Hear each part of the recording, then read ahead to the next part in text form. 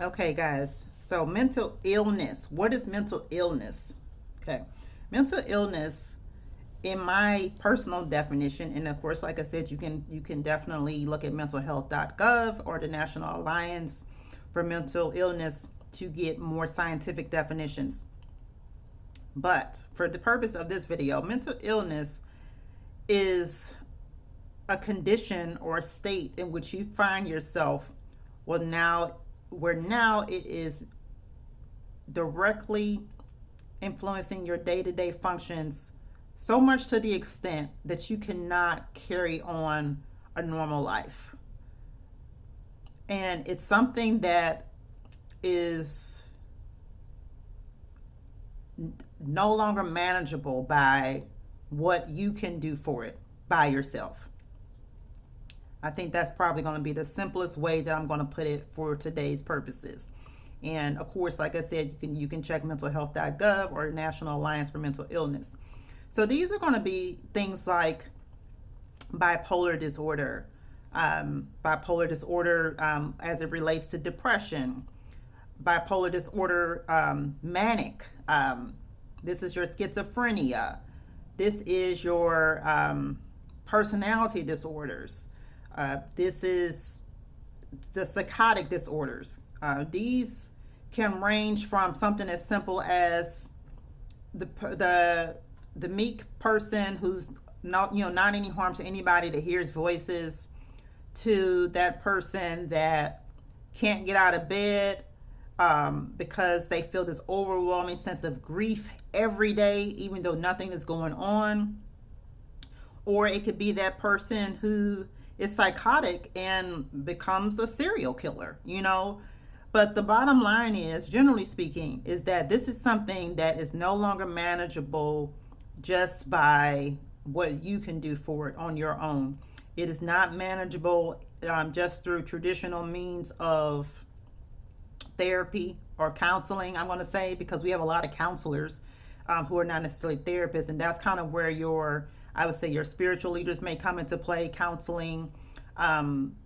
These are conditions that now, on a day-to-day basis, to a dramatic and profound level, affect your day-to-day relationships, whether it be with your family, with your loved ones. There is always a sense of emergency whenever you see this person in that place. It's not something as simple like let's sit down and talk about this.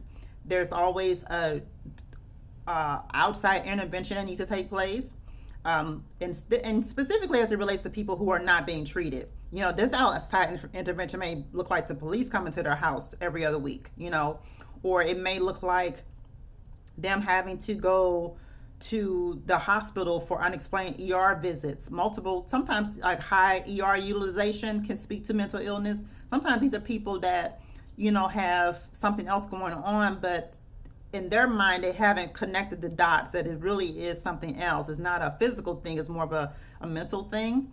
And sometimes, some of this stuff can be treated, pretty quickly, but sometimes these things, I hate to say it, are things that have gone undiagnosed, unnoticed for like years and years and years and years.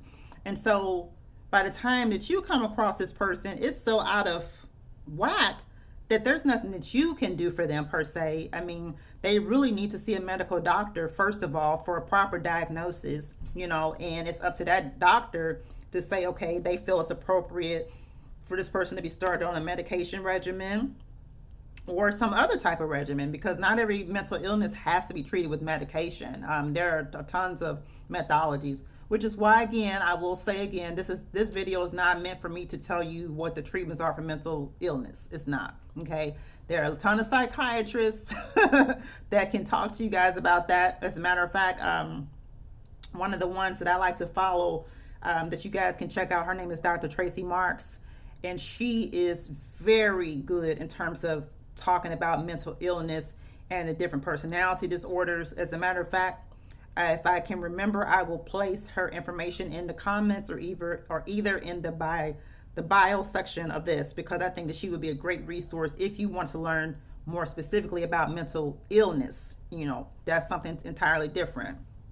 But and she kind of goes into her own definition of what mental illness is too, in terms of the DSM definition, which is going to be the scientific jargon. And again, I'm going to leave that to the professionals who specialize in mental illness. Okay. But anyway, long story short, so at the place where you say, okay, this is something that I've tried to do like my own little stuff with, in terms of like meditating, I prayed.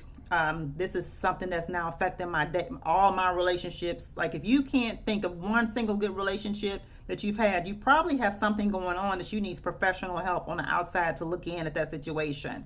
And if it's something to where it was always you, that kind of like they always said it was you, I hate to say it, but everybody can't say it's you and it not be kind of you, so we gotta be honest about that. Sometimes like they be lying, but sometimes they don't be lying. They don't be lying. And so you might be a little touched, but that's okay. It can be fixed. And that doesn't mean that you have to stay on it forever. I remember when I first found out that I was had this autoimmune disorder or whatever, and I was waking up depressed for no apparent reason, had no idea why I was depressed. It wasn't always even a reason. So yes, I was on antidepressants for a period of time. A little bit before that, I had lost my grandmother, and I had lost a second grandmother who was like my adopted granny. So I had like a trifold kind of a big kind of boom thing happen. And so yes, for a period of time, I was on antidepressants, and then I was able to be weaned off of them, and was able to put into place certain methods and practices that I do now to still help to sustain me. So no, I don't necessarily need medication. But if it was a situation to where, say I was diagnosed as having bipolar, depression or whatever, meaning this was something that impacted my day-to-day life all the time, then yes, then that would be something that I would have to do, because it's not something that goes away, per se. Mental illness doesn't go away. You learn how to better manage it, And so I know for me, from a biological standpoint, I believe that there are women in my family that are predisposed to having more depression and anxiety. So, I have that working against me.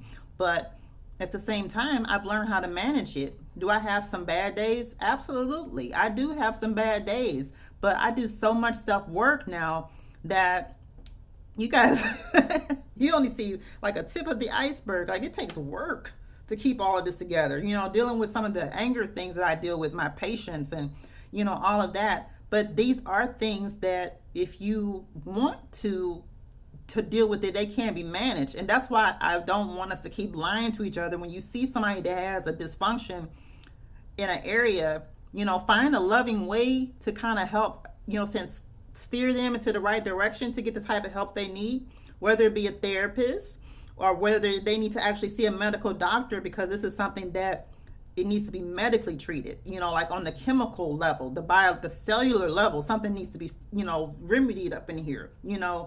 That's where we want to kind of be able to see, okay, is this something I can kind of deal with with some of my own stuff? Or is it something that I really need to go seek professional help? And then if I do need professional help, what kind do I need? So a mental health professional is going to be the best person to ask what kind.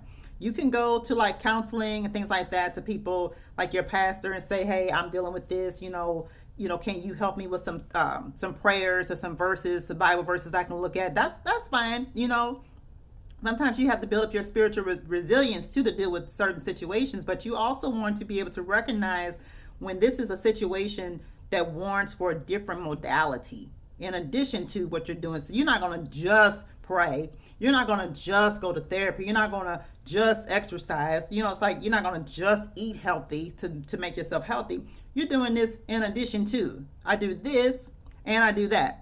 And I do this and I do that. And so you kind of play with it until you find your certain puzzle piece that works for you, and once you figure that out, that's going to become part of your mental toolbox and what helps to build your mental fitness. So I hope that explains to you what mental illness is. Be blessed.